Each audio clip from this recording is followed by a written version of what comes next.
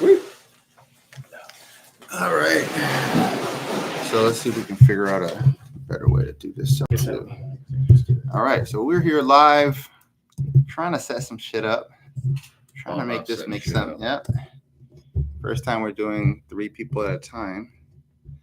Can I make that's what she said jokes? Hey, you probably, yeah, you could. Cool. Just wanted to confirm that. Yeah. Maybe we should do something like this. Off the side, maybe? I don't know. Where's Chris at? I'm coming. That's what we got to do with. It's okay, man. Hey, can you stop putting on makeup and let's get rolling? Dude, pretty enough. I like makeup though. Yeah. I just feel like it, we all have our thing. Yeah. That's cool. You gonna have it follow you too? No, I'm not gonna have it follow me. I'm not that presumptuous. Yeah, you are. I'm just gonna stay as still as I can. Just don't move. All right. No emotion. Okay, so yeah, we got audio. Good. All right. So we got it over here. The whole idea behind why I wanted to get together with you guys is because I really think it's important to have conversations that are typically seen as uncomfortable by people, right? Mm-hmm. Why are you holding my hand? Well, Just a signal that we are comfortable. Being uncomfortable. That's right. Yes, we are. Oh, wow. This podcast lively. This is clearly going to go in a direction I did not expect. It's only 5 minutes after 9. This is going to be a great day. All right. So anyways, my thought process is that, just to have, and these are going to be really conversations around what people typically see as taboo, right? Which is going to be like religion and politics and stuff like that. Mm-hmm. Right? So it doesn't always have to be about that, but these are the things that I think people need to talk about. I think are important for us to talk about as like Americans, as a civilization. So, I want to get your thoughts on that to see, like, what do you think about that? This idea of like having conversations about like religion and politics and these sort of taboo topics. Well, I mean, for me, I think that's kind of like where we go, right? Because it's just kind of in the, the forefront of everybody's brain, right? These just happen to be like 2 topics that are just kind of considered taboo. But I think there's a lot of things that we talk about too that is that we don't talk about that's also like considered taboo. Even like personal finances, right? Mm-hmm. That's a taboo thing. So I don't necessarily think that we might just be talking specifically about like religion and politics, but I think that in some of our past conversations, our goal has been to have conversations around issues themselves from perspectives of somebody who may not share the same exact viewpoint. But I think that from some of our earlier conversations as well is that we realize that while we share different viewpoints on issues that are out and about, that are more polarizing, we've kind of found common ground just in like what we're looking to have accomplished, right? Like we all, it's always like, we might be here, you might be here, Vinny, you might be here, but we're all kind of trying to get to the same point. So I think that it's just, my goal in these conversations is just to have real conversations about whatever topic or issue that we're discussing and kind of keep all of the minutia, if you will, or the labeling that comes along with a lot of the other ways we gather information kind of off the table so that we can just focus on kind of what's the most important thing, right? Right. Like, I guess what the journey might be different, but the destination is very similar, kind of an idea. Yeah, absolutely. I gotcha. So, we've had conversations, right? We don't share, we don't share exactly the same viewpoints, but we've been able to have dialogue and discourse around issues. And while we may still not be on the same page as one another, I feel like we've gotten a better understanding of where the other people are coming from without losing respect, which I think is the biggest thing today, is that people are afraid to have these conversations because they're afraid to either be ostracized by one way of thinking versus the other, or just to, not to be respected as much because they don't share the same viewpoints. Kind of just want to take that off the table. I'm a true believer in sort of the American value of, we're free to talk about all the things that we want to do Mhm. and how we think about things, right? And I also think, as an American, that you guys are free to be wrong, right? So if I say something that's right because I believe it, you guys are totally free to be completely wrong in your opinions. Yeah. Right. Yeah. Like I think that's totally a legit thing. I think that it's just, No, you're just wrong. That's it. yeah, most of the time. 60% of the time. And this has been the anomaly. What is it? 60% of the time I'm wrong all the time. So it's science. It is science. It's just mathematics. Yeah. And I think that that's important too, right? It's like, so being able to respect the fact that, somebody may be wrong, but you respect the fact that, like, hey, maybe they haven't gotten to the point to where, because it's all self-realization. Yeah, and also right? I think wrong is also a subjective thing. Very subjective. Yeah, and sometimes, not always. Sometimes there's an objective wrong, right? Yes. Right and wrong. But I think a lot of times, I think being particularly wrong on something that is as complex as politics and religion, I think it's difficult to, specifically identify someone as being, I would say, someone's opinion being particularly wrong, because their perspective, like on the things, how they were raised, what they went through, their life challenges. Sure. Yeah. So we may have different ideas on how to approach a thing, and their ideas are going to be really, I would say, influenced by their upbringing and what they went through in life and challenges that they felt and whatnot. I really feel like I probably should have been wearing this sweater, actually. Why? I don't know. Well, just disclaimer: the views, opinions, and dialogue of the people at this table in no way reflect the views, dialogue, or perceptions that this brand or Keller Williams has. And commission always has been and always will be negotiable. Brilliant. Okay, this is great. Yeah. So, Chris, let me just kind of piggyback on what you just said. Yeah. So, I have met very few people who, even early on in our relationship, who we were able to have conversations, disagreeing on certain points, rebutting back and forth respectfully, and I feel like, and I don't want to project onto you what you might be feeling, but I feel like in that process, that has solidified and strengthened our relationship, our respect, our friendship. That's become stronger for me in that conversation, where I feel many people have, this is my tribe, I ascribe to it, and if you disagree with me, you're the enemy. And I think that's a big problem in our culture today. I grew up, I'm 38, I'll be 39 next month. I grew up where some of my closest friends in high school, we strongly disagreed on multiple subjects, but would kill and die for each other. And we didn't avoid the subject either. Like, we would actually tease each other on things that we believe differently from each other, but whatever, like, we didn't take it too seriously. So, but that's a natural thing. I mean, so being tribal is a very human thing, right? Like, we've been tribal for millennia, right? So that's a very human trait, right? We're like herd animals, I guess you could say. Herd animals or hurt animals? No, herd. Oh, herd. Okay, that makes more sense. It's like herd animals. So I'm like, animals limping around somewhere. So we're very tribal in nature. So it's not unusual. Like, it doesn't surprise me that we fall into these sort of, I would say, tribal traps where you kind of, you affiliate yourself with someone that you feel comfortable with their opinions, and you want to be in a space that's comfortable.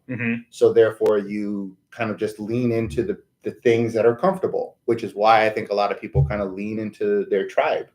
And I don't think there's anything necessarily wrong with that, except that, kind of to your point, is that people just kind of bubble themselves out of other opinions and other thoughts and other ways of thinking, right? that it prevents them from being able to think about things objectively, right? To be able to think about things critically. Mm-hmm. So, I would, this is one of the reasons why I was really motivated to kind of make adjustments to this podcast, because while it initially started in business, the things that I really enjoy talking about are the things that, like, because I see, I guess what I see on the little box in my hand or on my screen, right? What I see in the box doesn't match what I see in life, right? Yeah, So not even close. yeah, you know what Yeah. I'm saying? So it doesn't match to me. And then, when people reference what they see in the box and they say, oh, that's what life is, I'm like, I don't, but wait a minute, I don't see that. Where have you seen that in like your day to day? And it's very difficult for people to see. Yeah. You know what I'm saying? Well, I think it's interesting. You brought that up with like, what you see in your box, right? And I think it's one of the reasons why we also, after some conversations, decided just to kind of start this podcast or this conversation. Is I was listening to something the other day, disclaimer, it was on the box, right? But they made a great point, and it was kind of going around, the topic was around, right, free speech, right? We've got this huge thing with free speech and censorship and all of this stuff, and the fighting for social media being considered free speech. And we can argue the semantics or discourse on the semantics, but the point that they brought up that I thought was really interesting was they took the position that social media isn't really free speech because of the algorithms that push certain things to you. It's all based on advertisements. It's based on watch time. So it's like maybe not the right word. It's like a dystopian effect that has been spun on that free speech, if you will, right? Because you're not really getting everything equally without bias, right? It becomes very much biased to the things that you've watched previously and how those stack, and then what you click on next, and then it just continues to kind of like feed your position or feed your bias. So it's like, I'm not saying that it's not free speech. That's not what I'm saying. What I'm saying is that I think that it's something that we just need to be keenly aware of when we're getting information from the boxes. Yeah, you gotta fight the algorithm. Yeah, exactly. Yeah, Otherwise, it's just going to reinforce biases and opinions that may be correct and that may not be correct, right? But it puts more onus on us as individuals, more responsibility, right? That we all talk about individual responsibility. It puts more responsibility on us to be keenly aware of not just what we're watching and how that's feeding us into a funnel, but also be more keenly aware of where our own biases are, so that we can acknowledge them when we're having conversations, to where we're not just blocking out other bits of information that may not agree with what our current position because the algorithm doesn't care about the truth. It just cares about what's going to get you to stay on the platform longer. Eyeballs. It wants eyeballs. So I thought that was very interesting when we do it, because I remember too, like even when the political stuff, right, is kind of like maybe tampered down. It's probably getting up there again, but like during the political season, right, it's like I had to be very conscious about the stuff that I was seeing, and then I'd actually like purposefully go over and make sure that I was absorbing stuff from both sides, right? Both from conservative media and both from liberal media, Republican viewpoints, Democratic viewpoints, so that I didn't want to have my feed getting continually pushed in one direction, especially when there's so much concern over truthfulness in how we are receiving our information. I mean, I think that what's happening now is we're inundated with information, and there's, to your point about responsibility, there is a responsibility to have to vet the information that we're receiving. Yes. And the challenge with that is that the average person doesn't have the time. Like they're busy like trying to feed their families and maintain what's going on at home, and so then it comes back to trust, right? Yeah, it comes back to trust, and then that's hard. Right? So then they end up they decide to just trust someone that they're receiving information from, and then that's their go-to. But then of course that person potentially has biases, as biases people do, or bad information. So then they start trusting either that the algorithm is actually in their favor, or the specific people they follow, or whatever the case, right? So it's a challenge because we know now that the mainstream media really has not been a great arbiter of truthful information, right? They've just not been. They've not done a great job with that. So so then what do? You go and you have to look at like sort of secondary, like independent media sources, but there's kind of difficult to vet those people. Yeah. It's based on like, oh, well, Joe Rogan, because he has so many views, right? But everything that Joe Rogan says is not necessarily correct, right? He's got a really great following, and I think he does as good a job as he can to try to share information that's as truthful as possible. So he's not a bad source, but what I'm saying, like that. He's not trying to be the news. Yeah. You know what I mean? I think an important thing we've lost in our education system is critical thinking. Yeah. Is questioning when the person delivering this information to me, A, how are they delivering it? B, what's behind why they're delivering it? And C, where can I verify from a source that's not related to this individual that what they just delivered to me is accurate? And Google is not necessarily your friend. Right. No. So that's where I think the lost art of critical thinking needs to come into play. And then also being willing to get uncomfortable and hear another angle, because ultimately, and I know you just said with tribalism, it's more comfortable to stay, right? But do we ever grow in comfort, or is it discomfort? No, it's always on the edge, right? On the fringe. So what made America great was, and I don't know which founding father quoted it, but and I'm a bit of a history nerd, all right? But in our founding, one of the founding fathers who strongly disagreed, this was between the Federalists and the the Whigs. It actually might have been, but they were debating something furiously, and it was right around the time of the Revolutionary War was happening. And basically what one guy said to the other was, as much as I completely repudiate everything that you just said, I will put my life in harm's way to defend your right to disagree with me. And there was something beautiful about the core belief that glued this country together. It's fading, guys. That is the respect for people who disagree with you is gone. It's like when I talk to the average conservative, they call the average liberal a libtard and they think they're stupid. When I talk to the average liberal, they literally think the average conservative is a Nazi and it's the modern Hitler. Okay.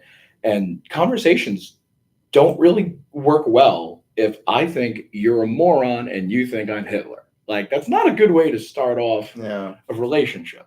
I think that's where credibility ends, right? So, and this is where it's like, if I'm all about seeing other people's viewpoints and listening to it and reading it, but when on both sides, like when I hear somebody, call the right racist or bigots, or use these, we're going to say trigger words to get into the younger generation, right?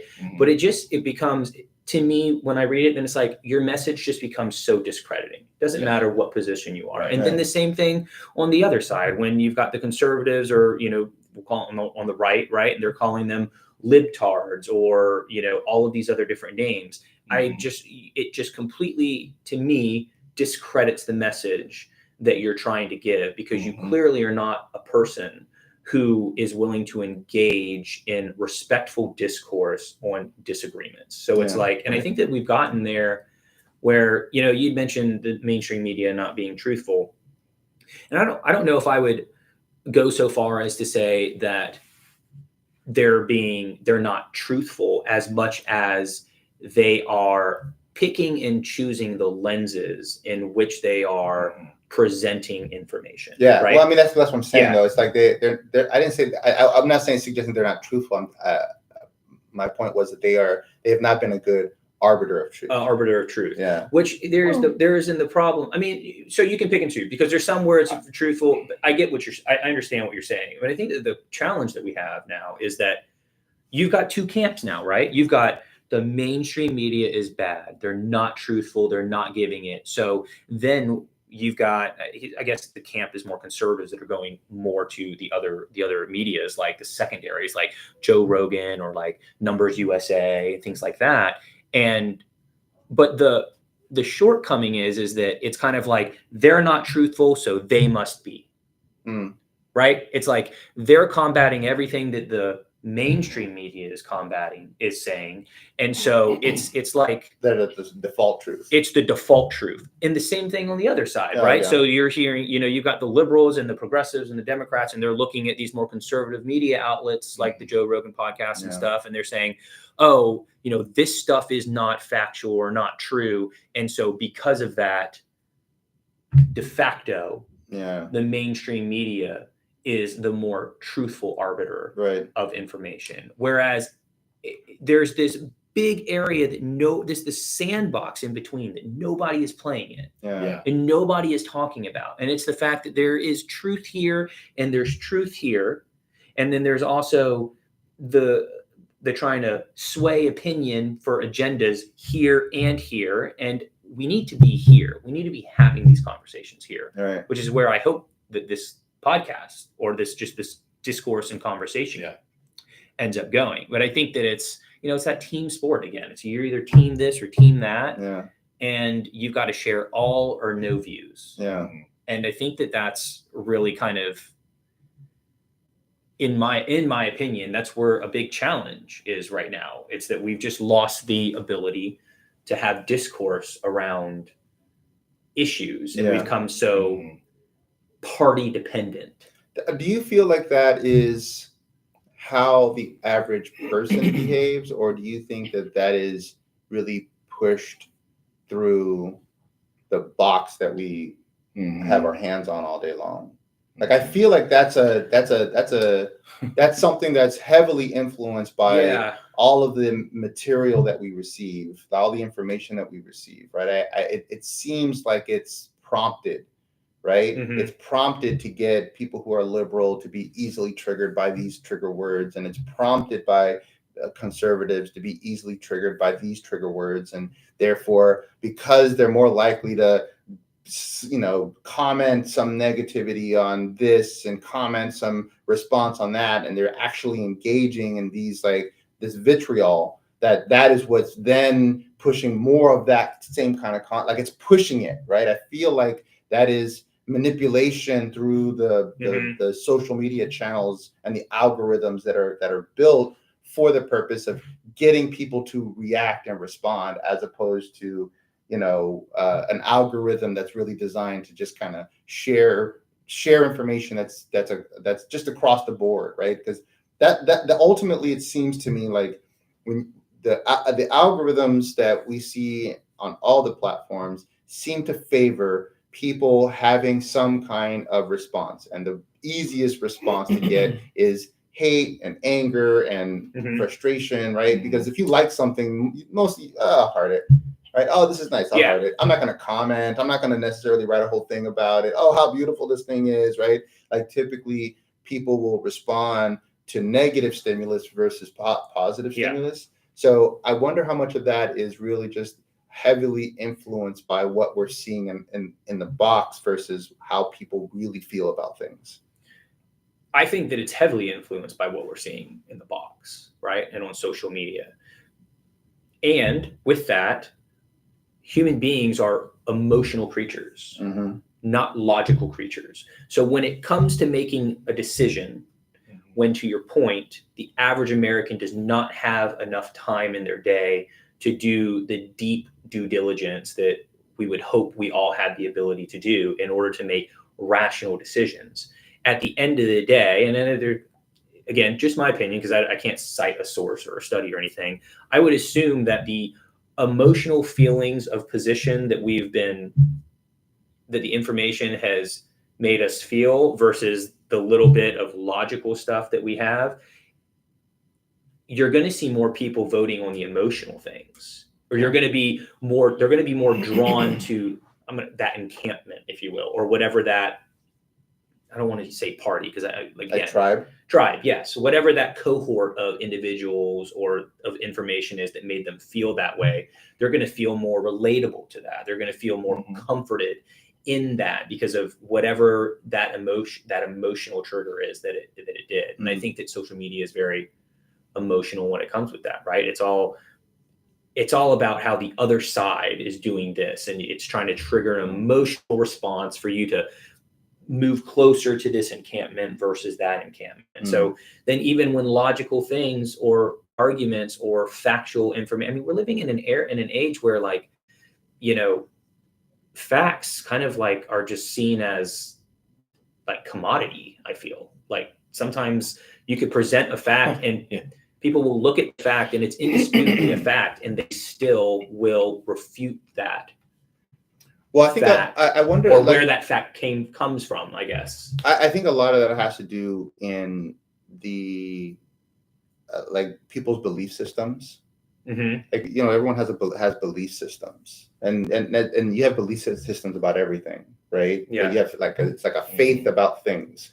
Like, you know, I wake up in the morning and I have faith that, you know, when I go to the stoplight, it's going to function properly, right? If it's red, then no, you know, I don't move. The other guys are moving. If it's green, I move. This is Florida. That's not true. I'm just saying that's the general concept, right? The idea is that I have faith that this system is going to work, right? Yes. So then I think people have they build faith in these systems, and right or wrong, that's what they've kind of built. And, you know, faith is a very difficult thing to break, right?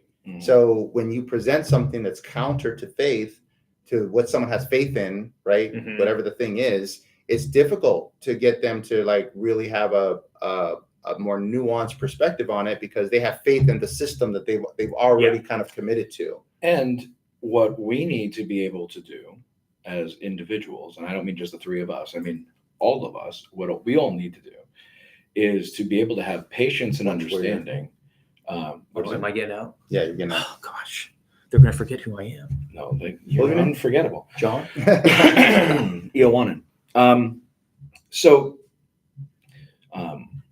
in psychology, when somebody has faith in something and is rewarded with it, and then one time it doesn't work, what literally happens in our brains is something called an extinction burst. You familiar with that term? So it's pretty interesting. It's like they've done studies on this. You put your $1 in the vending machine, you get your Coke every day. The first time it doesn't happen, you're shaking the freaking machine, and something inside of you is like, what just happened? Right. Something not working. Yeah. Right. So very much so, if especially people who've been following mainstream media, watching the box, whatever, right? If suddenly they are presented with a fact, a conclusive, undeniable fact that contradicts what they have held to, the immediate reaction will be an extinction burst. And people process in different ways. Some guy's going to flip you the bird. Some guys want to punch you in the face. Some guy's going to cut off a relationship. And what we need to learn to do as a civilization is to respect people going through that extinction burst, hold their hand through it, and walk them through the other side. Yeah. Lovingly and respectfully, instead of cutting off relationships because of disagreements on these things. Because it is in our programming as human beings. It's not like I'm a good person, you're a bad person, so I won't have an extinction burst and you will. No, it's as humans, that's what we have in psychology. It's interesting that you kind of bring that up, because that book that I was telling you before we jumped on this was that psycho-cybernetics, and it was just talking about like how you see yourself, right? And you can't really act outside of how you see yourself. So like to the point of like labeling and stuff, or how you see yourself, right? You're talking about emotional things and how you filter through information. Was like, I feel like there's a lot of people who have identities in their political affiliation, right? Oh, for sure. Lifelong Democrat, lifelong Republican, lifelong independent. And I'll give respect for those individuals who can make a move from like one party affiliation to the other party affiliation, whichever that is, because that's a big move for any individual, right? Yeah. If you self-identify or have identified as a Democrat or as a Republican, and you're filtering your information through that identity. To your point, if that's how you're filtering it, it's very difficult to be able to see the messages on the other side, or your shortcomings or limitations or biases within that, because you've self-identified yourself as that. So it's like you're only going to be looking at information that is self-confirming Right. of that. So then again, and I just bring that, no right or wrong, but I think that's where it comes back to. It's like, hey, we need to have conversations with ourselves in our head, right? That self-responsibility, right? The independence that we have. It's like, hey, this is where these are my thoughts, but why are these my thoughts? Why are these my positions? Are they my positions because I've given credence and I've given critical thinking to the issues of concern that are represented in this particular party or not? Or is it more so that I share these positions because I share the positions that the party shares? Right. And maybe it is this, and maybe it is that. And it's not a right or wrong, right? It's not just understanding why. It's just an understanding why, right? It's an understanding of where your limitations and where your thought biases come in, so that you can overcome those instead of being slave to those biases, if you will. So I'm going to say I probably agree with 99% of what you just said. Little pushback would be this, and this is just from conversations I've had with people on both sides, party affiliations, all that stuff, right? And the question I ask, I see it as a lack of integrity when you stand a certain place. Okay, if you, I'm not going to use examples yet. We'll save that for another episode. So, so when you hold to a certain set of principles and views, and you've been vocal about those principles and views, and then your party changes some of their principles and views on that particular subject, and now you change your principles and views at the exact same time your party does multiple times, I'm going to say this was not you growing and learning on an issue each one of those times. That was tribalism, right? So like that's right. So that's and could I be wrong? Of course I could, right? But I have a hard time. It's not a matter of respecting the person. I have a hard time respecting the idea that the timing and the pace of your growth on your perspectives on these things literally was in lockstep with your political party's affiliation. I have a hard time with that. I believe like views I had 10 years ago, I've completely changed on. That's growth. I'm not affiliated with either party. So for me, it's like there's things I strongly disagree with both parties, and yet I've still changed my views in ways that don't reflect when those parties have changed theirs. Right. So that's all I'm saying is like, I think like, so I agree with you, but I also think there are some people that are intellectually lazy. And I think both political parties, no, let me rewind. I think the Democratic Party was phenomenal at this for a long time. And the Republican Party is only starting to get good at it because of the polarizing orange man in the White House. Okay. And that's marketing. And there is a sense of belonging and feeling like I'm part of the group that, quite honestly, the Republicans didn't have for a long time. But the Democrats have always marketed that really, really well. Yeah. So now a lot of it really is this sense of belonging and like these. I mean, you saw during political season, you've got these boat parades and truck parades and who's got their MAGA flags. And then like just the other day, driving on 50. On the corner of Hancock and 50, there was quite a few people holding up signs about we need to change the direction of the country. Trump's ruining this place, right? Like people are getting more passionate, but there's, I don't know. I'm ADD in a little bit. I guess my point is I agree with you.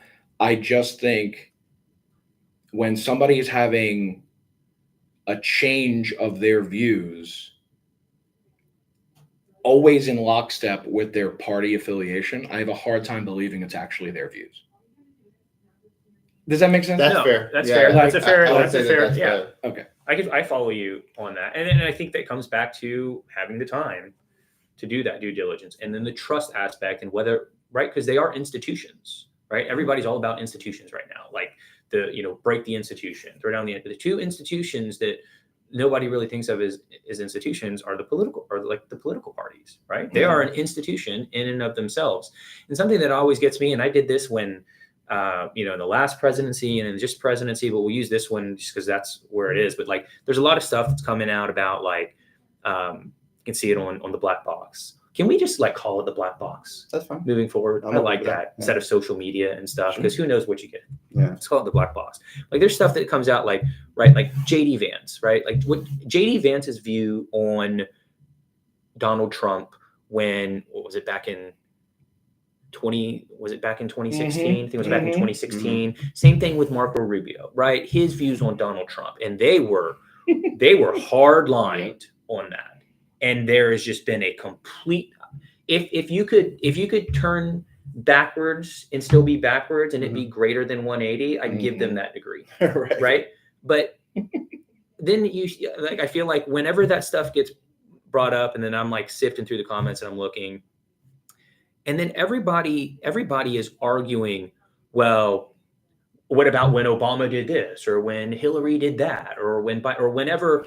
It's like you're trying to rationalize. You're missing the issue, in my opinion. It's like you're saying, okay, well, it's okay that they did that because these people on the other team did it before, instead of taking the position that why can't we hold these people accountable? Yes. For that change in position. And I feel like the answer is because when your people are in there, you don't feel the need to, and you don't want to like lose to the other side. But we're kind of like self-sabotaging ourselves in that, because the conversation shouldn't be, well, why are you getting so upset that they did this when these people on the other side did this in another scenario? You start getting into that whataboutism, right? It's irrelevant. And it doesn't matter. And we can use that as like, hey, this party did that. So it's like, exactly, they did that. And that's not okay. But that's not okay either. That's not okay either. But we can't do anything about that right now, because that's done. But we're seeing it happen again. So we need to hold these people accountable. Ask those questions. Why have you decided to take such a drastic change in position on this? And keep asking that question until you get around the political BS answer that every politician gives you, which is, in my opinion, not an answer. It's just a kick the can down the road or beat around the bush, or just let's get on to the next question that I don't have to answer. We have forgotten that we are Americans before we are Republicans, before we are Democrats, before we are independents. Justice is supposed to be blind. It's supposed to be blind. And you want to go with a controversial subject. All the things that are coming out of corruption of these politicians on both sides of the aisle, right? And I see conservatives justifying why the Republican guys did it, and I see liberals justifying why the Democrats did it. I'm an American, and I say, if you broke the law in this country, you go to prison. I don't care what your net worth is. I don't care your political affiliation. Let's hit a reset button. Let's get normal, everyday people that actually know what it means to work for a living, that can have honest, open conversations. Let us be the public servants, which was our Constitution's original intent, not these career politicians that are full of what's this rated? Yeah, I don't give a shit.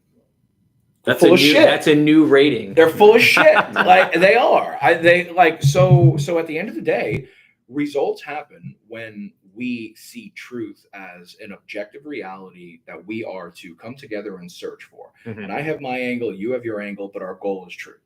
There is not one freaking politician that I know of that their goal is true. Their goal is more power and to have their easy, cushy, political, big money lives where you can go in making 140 and in 5 years come out worth 12 million.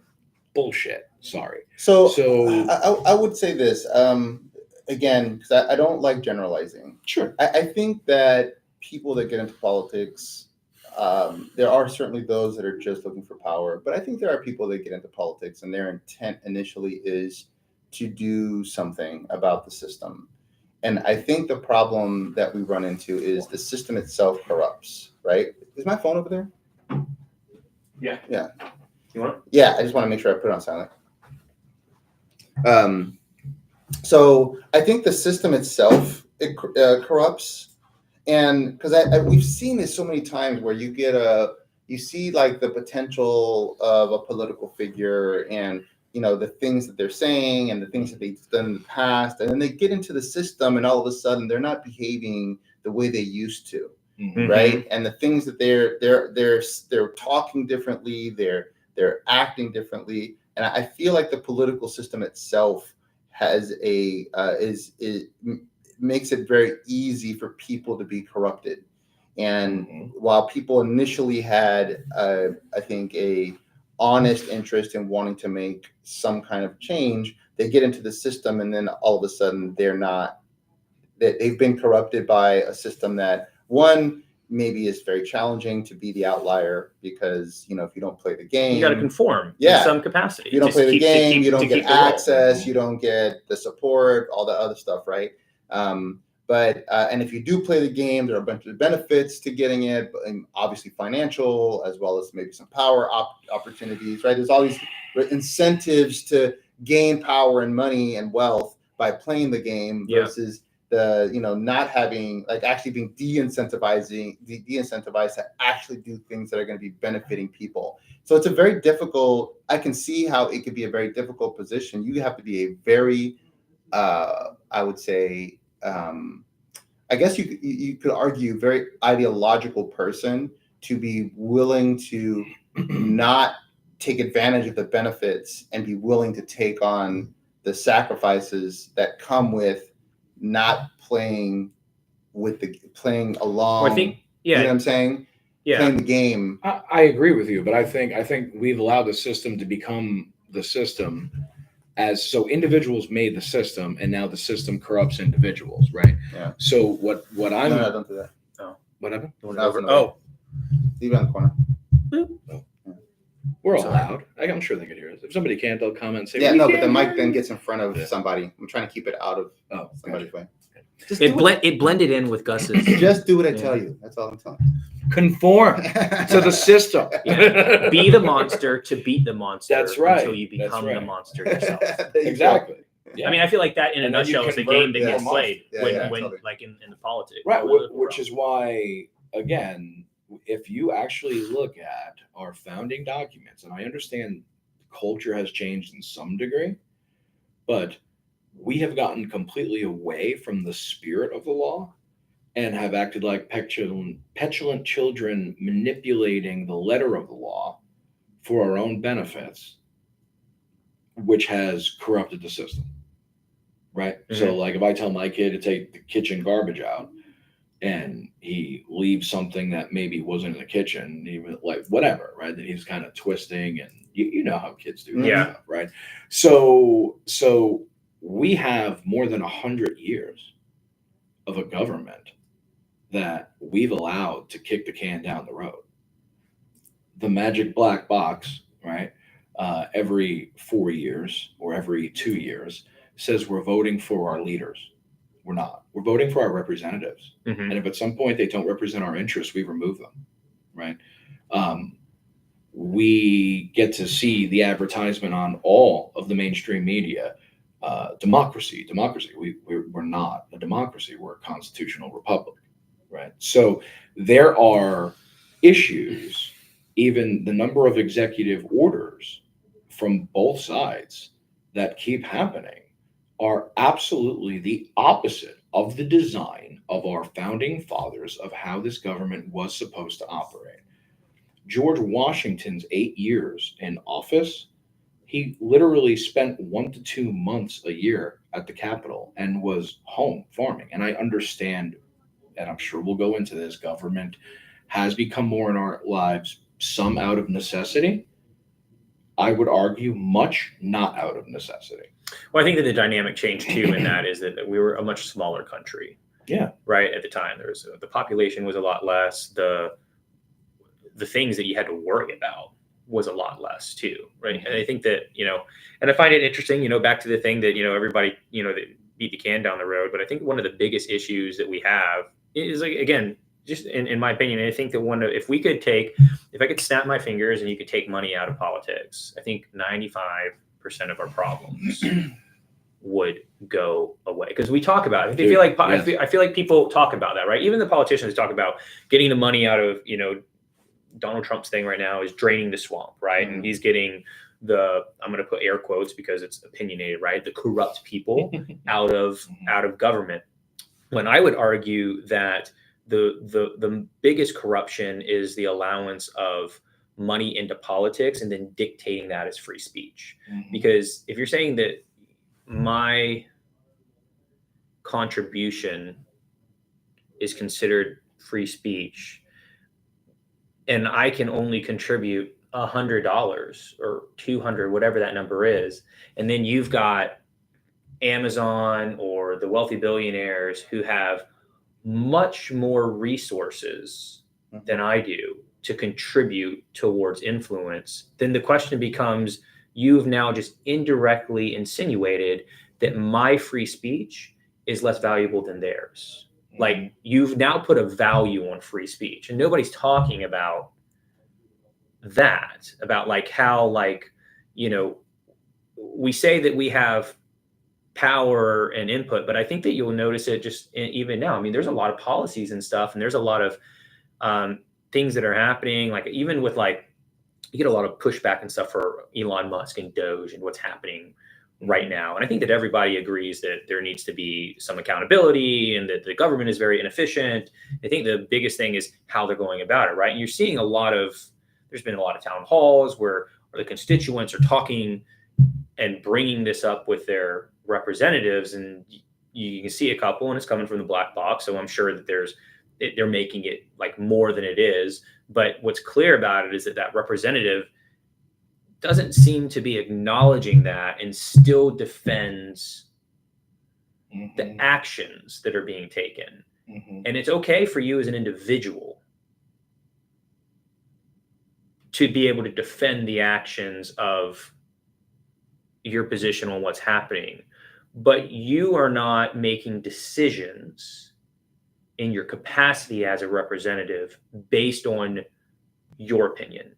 You are the voice in Congress or in the Senate or whatever public service role you're in. You are the voice of your constituents. And if your constituents are voicing this, then you need to be voicing that up the ladder. Like, that is your job. If you don't, you are to be recalled. So hold on. Okay, so I have to push back a little bit, because you have to remember that, like, a town hall, for example, is not necessarily representative of the entire community that representative represents.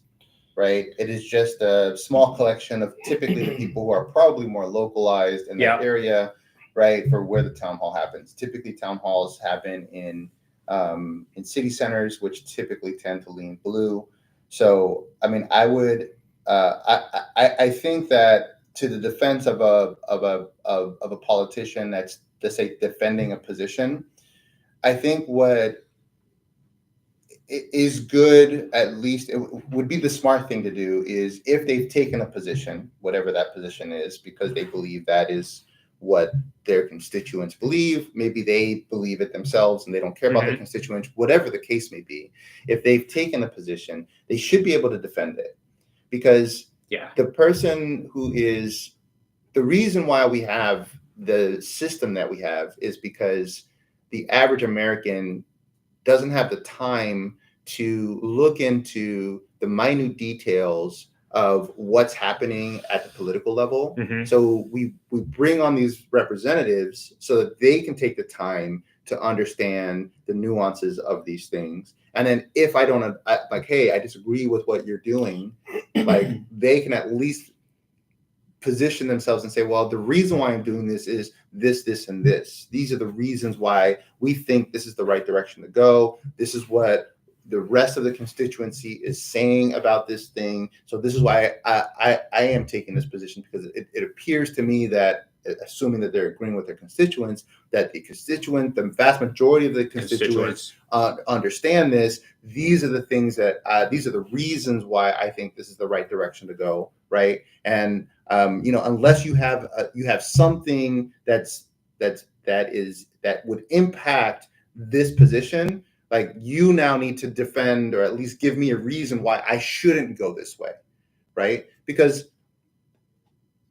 in theory, the representative is supposed to not only represent the constituency, but also take into consideration like all the different factors that are involved with whatever decision or position that they're taking, right? And then if they may, so for example, let's use Doge as an example, right?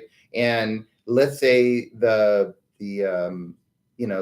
politician has, so their position on it is that, listen, we know that there's waste, fraud, and abuse in the system. We've tried doing it through traditional means, and the reason why we're going this extreme is because we have a deficit has completely gone out of hand. We know that it's only a question of time before the American economy becomes highly problematic, and we have to take extreme measures. So we're going aggressively at this now, because if we don't do this, the other ways that have been done have failed, and we do not have the ability to, or rather, we don't have the time or the freedom to allow for failure, right?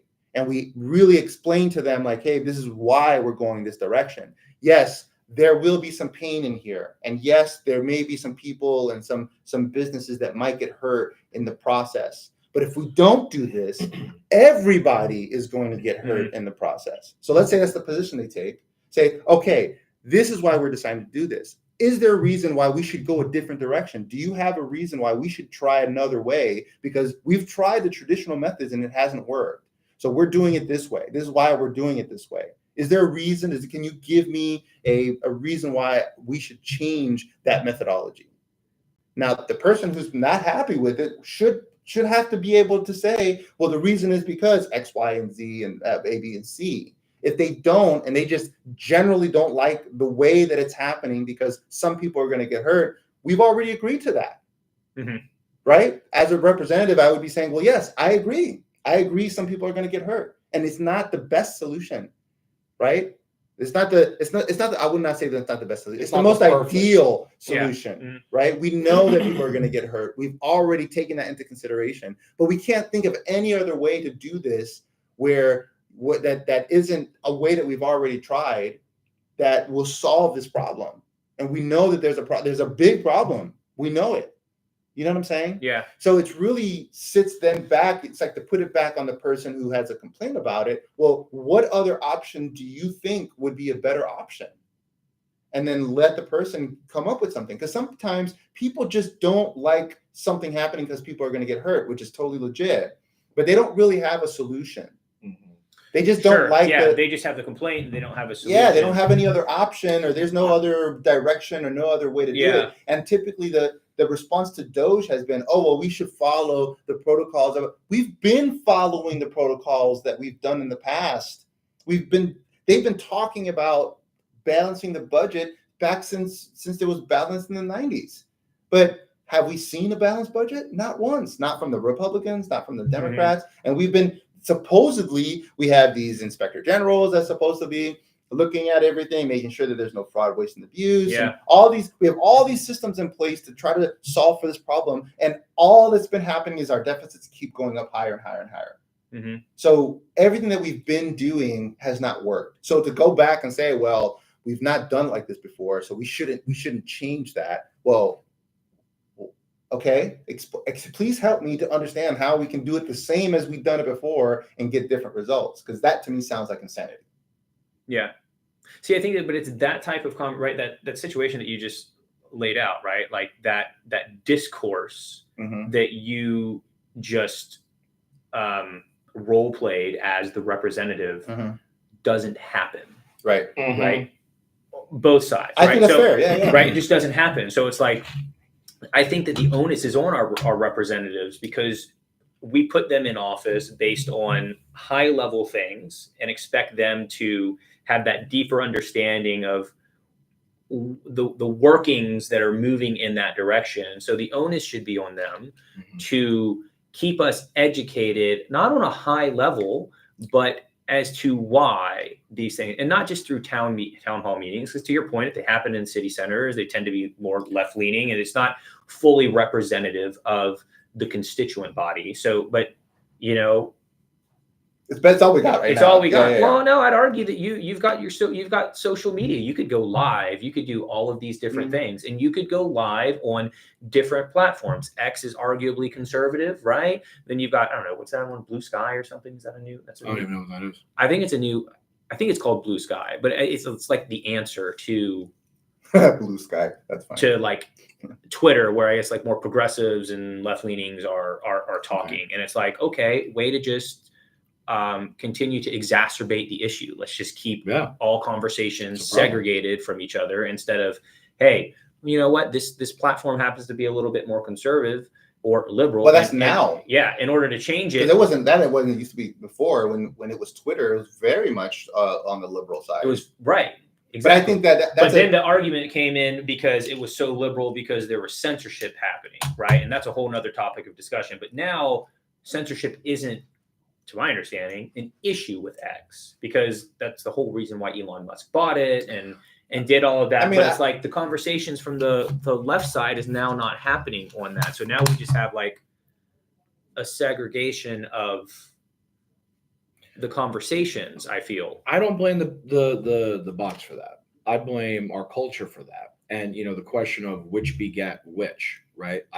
What I ultimately think, first of all, to Gus's point in your opening, I have very small level conversations with strangers on these subjects at times, and it's nowhere near what the media or these extremes. Even I saw what's his name, Charlie Kirk and Gavin Newsom. Charlie Kirk is Numbers USA, right? He's the host for Numbers USA. Is it Turning Point? Turning Point USA. Yeah. So Charlie Kirk is closer to my camp, which would really be to the right of both parties, right? And Gavin Newsom is probably a moderate Democrat. I wouldn't say he's hardcore left. I would say I say he's moderate. He's allowed some pretty progressive things to happen. Right. But where he stands, right? So, but in that conversation, what I was really impressed about was he complimented Charlie Kirk and is like, yeah, my son's a big fan of yours. And like, just the fact that they were able to even do that, I think, and I appreciate how real and raw that was. I feel like the average American that I've encountered, I think, can have these conversations. They avoid it because they don't know what's going to happen because of what they think might. But I also think some people are just keyboard warriors. Like, they're respectful to your face, and then they get online and like all of a sudden they're like, they got a different persona online. Right. Which, whatever. To me, I don't think we could fix that. I think that's an individual's integrity issue, right? So I don't know. I just like, but as far as the whole Doge and the stuff you're talking about, town halls and representatives, I think there needs to genuinely be, and I'm not saying more elections. We don't have time for that, for all the marketing and the ads and all that crap. I think we just need to get back to proper education. I just think the average kid going through school needs to actually know the Constitution, and they need to know that their local politicians and their state politicians and their national politicians all answer to them, not vice versa. And it's going to take a generation or two to fix that, because like, I've had to correct the education my kids have come home with on things, right? I mean, so how old are you? We're almost the same age, right? Yeah, I'll be 38. 38. Okay, so yeah, I'll be 39 April. How old are you? 40 something, 49, 40 something. Holy cow! No, really? Yeah. Oh, like you, okay. The things you learn. No. How do you take that? No, how do you read that response? No. Hold on. Let me go get my walker. No, dude, no. The okay. Back in my day. Oh my god. See, this is how it happens. I'm being misunderstood right now in real time. No, the okay was like, Don't shake my cane. how do you not know your own age? That it wasn't that you're old. Look, You're calendar, not old. calendar math is a different kind of math, Yeah. and I struggle with calendar math sometimes. No, I stopped paying attention to my Stop age. paying attention. to Yeah, your once I became 21, I stopped even celebrating my birthday. Cool. Really? Okay. Well, that's Yeah, it was like once I got to 21, I'm like, I'm here. I'm like, all right, I'm done. 25 was my age, but that's because I heard that your insurance drops. I think that was a lie because I don't recall that. Yeah, my insurance. But I got is I got through 4 the- extra years of being yeah. excited for my birthday, Exactly. so I guess So that was the I'm upside to happy that. for you. Only an analyst would say that. It's true. ALC financial chair, everybody. So He's there like, it is. I'm excited about my insurance. Like, Yeah, save Can't wait that to see money. that number Make that drop. money. But my point in asking that is so I would say all three of us probably, like, were you guys public school? Mhm. Okay, I was so private school up until 6th grade. yeah, so I was yeah. private school K through 8th, and then 9th through 12th I went to public school, Mhm. and you guys are bougie. I'm the only child, man. My whatever. Anyway, but my point is that the school system literally taught that our whole reason for declaring independence was no taxation without representation, and we threw T into the Then talk about the letter C of grievances. because right. Well, so ready. So exactly. That's one of the things that, like, I've sat down with my kids and been like, no, that's like number 13 on the list. I'm like, in fact, we sent over 27 grievances, but the original document had 32, and most of them included we were pissed about slavery, but 2 of the freaking 13 colonies were like, we love slavery. Right? So our whole thing was we need to be a unified force if we're going to say to Britain, and like, so that's basically the come-abouts, and all the things that it describes in there are a long list of things that they went through the courts and tried to get resolved for like decades, which it finally culminated into what it did. Mhm. But it's like, we're not taught that kind of stuff, right? And then you've got the whole, here we go, hopefully I don't hit a nerve, the whole 1619 project all of a sudden kind of popping up out of nowhere, right? Where it's like, I'm not even familiar with the 1619 project. okay, so I won't go off. Well, that could be one of our episodes, right? We can talk about that. But so in general, and maybe this is the conspiracy theorist in me, okay? It almost feels on purpose.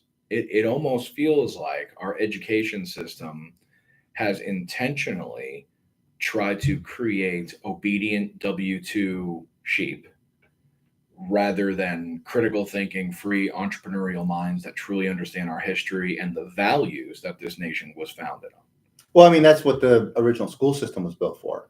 The original school system was built to create uneducated people into compliant workers for industry. But that's because that was what was needed. That was at the time. design The design of the system was to create line workers, manufacturer workers, Right. because we were in the Industrial Revolution. Like, that's what we needed. Yeah, and most people were just basically farmers. They were very low. They had a very low education, and they needed to be able to put people into these industrial systems where you need to have hierarchy. You needed to have there was literally a hierarchy of organization, and people who need to be compliant under the hierarchy and stuff like that. So, like, that system was specifically, the education system was built to support this industrial revolution that was upon us, right? The challenge is that hasn't changed. Like, the education system hasn't changed. Yeah, and it was supposed to, like, when was the year when we started outsourcing like most of our like manufacturing? Oh, I think that probably started like in the 90s. 80s, 90s. I think it was earlier than. I would say late 70s is when I was going to say. So like, I don't think it was popular then. Yeah, but we started like moving. Like, the expectation was that we were going to start moving all of this low skilled labor and then work, the higher level stuff would stay here. And then the higher level stuff would stay Yeah, I here. remember this. But what they didn't do was they didn't. It was a promise. I think that's where a lot of anger is right now, right? Because we moved all of this stuff and we didn't provide for the foundational educational changes that are required in order to allow Americans to be able to rise to that occasion and be proficient in those areas that we needed, right? So I don't know how well, like, I think that was a nice theory. I wonder if there was a challenge to the way that played out, because what it seems like what happened is that the higher level work that was supposed to be like what Americans would be taking over would be easily taken by, so like if I send you another country, right, all of my manufacturing for cars, right, now you're going to get a full understanding of how to build cars. Well, you do that for enough time, then the people that are in that industry are going to be like, well, oh, I know how to build a car, so then I can reverse engineer on how to design a car. So now I know how to design a car. So why don't I try to design a car better? And all of a sudden, like, all the things that Americans were supposed to do was like be the designers and the innovators of whatever, the person who's actually making the cars all the time can now really innovate because they're in it. They're actually building cars and innovating as they go. Oh, we can streamline this, we can improve that, we can make this more efficient, right? We can, whatever the case may be. So like, I don't know if that was actually a theory that could have really worked, because if I'm here in the United States and I'm not actually building cars, and there's not building cars here in the United States, but I'm going to become a car designer. But in order for me to even see a car being built, I got to travel to another country. Like there are a lot of roadblocks to me being able to do that. Where the person that's in the country, who lives in the country, can just do that. They live there. You can literally have people that are right next door to the manufacturing plant look at how things are being done and make improvements on the fly while they're building. Like engineering is not like let me teach you a bunch of theory and then you start making.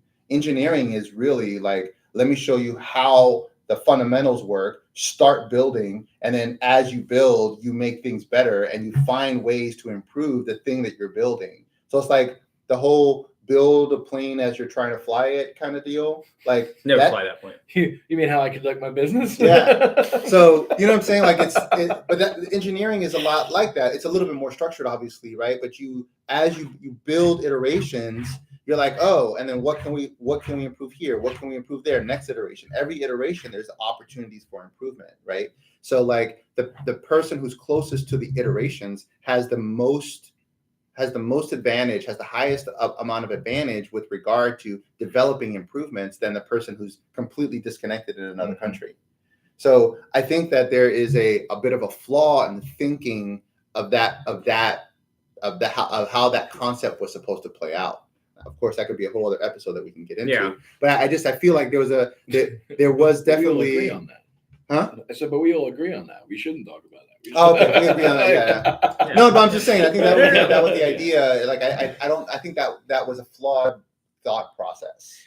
So in my response, I guess the caveat that I would say back to that, and I think that this would be another episode talking point, would be that like there's so many opportunities that we don't even know we could be talking about because the infrastructure on moving that stuff wasn't put in place, right? I mean, we still have like GM is still here, Ford is still here. I mean, one of the biggest car manufacturers right now is Honda, but Honda started off as an engine company, right? You know what I mean? Like, and we had the 90s where we could have taken that by storm with the rise of computers and gaming, and instead you've got Sony, who controls the gaming industry. It's a Japanese company. You've got Nintendo, right? And all of those things. It's like, so yeah, I would say, yes, I think that there was flaws in the execution or the long side, if you will, of that. And I also think, I just think that that's kind of like, don't want that to be insinuated as the reason why it shouldn't have happened. I think that there's just a lot of the other stuff that didn't come up behind it. Again, I'm a big person for education, right? And I'm also a big person of, this is how much I know, this is how much I don't know that I know that I don't know. And then you've got all of this that you don't know that you don't know. Right. So just because we didn't make those extra steps to put us in a position to compete. I mean, that's a fair position. Now we're seeing, now we're competing intellectually with all of these other countries, right? I mean, we've got great engineers and doctors and stuff coming out of the Asian countries, India, you know, and it's just like, and people are leaving even to go to like the Norwegian countries and stuff. You know what I'm saying? So it's like, we've got this brain drain, but it's because, in my opinion, we didn't change. And it's hard to change a gigantic ship. We're a huge ship, right? We're a big ship. But again, whether we blame it on the politicians themselves or the politics or, you know, the media over the years, whatever you want to do, we've just been so focused on, not that they're not important things, but they're not like the things. Yeah. You know what I mean? And I think, and I know we got to wrap this up soon. I do think it's, there are a number of factors that kind of play into, you know, what kind of went sideways with where we are now. And there's a lot of different theories as to what that is. And it's hard to identify exactly what things were really the most problematic. We can only really talk about the things that we're seeing as problematic right now. And so I would definitely be open to having a conversation about that. That would probably be a good conversation to tie into like the different dynamics of capitalism, you know, and how capitalism works and how it's not working and all that other good stuff. So I'd love to have like a follow-up conversation on something like that. I think that would be a really good place to have a conversation around, you know. So I know we got places to go. We got things to do. We can't stay here all day talking. So I appreciate you guys coming out. So, you know, I think we're all in agreement. We want to have this conversation. Yeah. So that's kind of why we're here today, kind of talking about this. We're going to be a little bit more topic oriented as we move along. So I'll probably bring in some topics about, you know, things to talk about and, you know, kind of figure out how this is going to play. We have no idea how this is going to play out. We have no idea where the conversations are going to go. It's going to be really organic. There's not going to be any like set questions or anything like that for anyone to answer. So it's really just going to be an open conversation. And hopefully you guys like it. Please comment. Please share. I appreciate you guys coming out. My name's Gus. This is Chris. My name's Chris. This is what's your name again? Oh wow, I'm out. I'm done with that. This is Al. His name is Al. I'm Vinny. Yeah. I mean, I'd like to just throw in for the audience too. It's just like, if you've made it through this entire episode, I just want to thank you for listening. And our condolences. Yeah. And our condolences. I mean, definitely would love to hear the feedback, right? Like, what did you guys think? Is there any topics of conversation that you think are relevant? But I do want to point out, it's like, we're not experts in any of the fields that we're talking about, right? Yeah. I think that's what's... You might not see him again. Probably not. No, but I think that's an important factor, right? Because we're like, I feel like we want to kind of embody the fact that like we're average Americans, like we're average people in it, and these are the conversations that we're having. So, you know, I'm hoping that it's just going to be more relatable to our audience. We'll find out. Yeah, we'll find out. Yeah. I mean, and so what they both said, comment, let us know. We'd love feedback. And I think, I know it's probably tough with our current setup, but maybe as it evolves, if we get a live following, maybe we could do a couple of episodes where we're answering questions in real time and kind of talking through. Yeah, I think that'd be a choice. That'd awesome. Bring the conversation to the table. Yeah, that'd be great. Cool. Great to get there. Yeah. So otherwise, I appreciate you guys watching. Thank you guys so much. This is the Anomaly Podcast. Thank you. We'll see you next time. Peace. All right. Deuces. All right. Deuces. Fantastic. You really didn't like my mints, huh? No, they're terrible. I only had 5 of them. You know what it is? I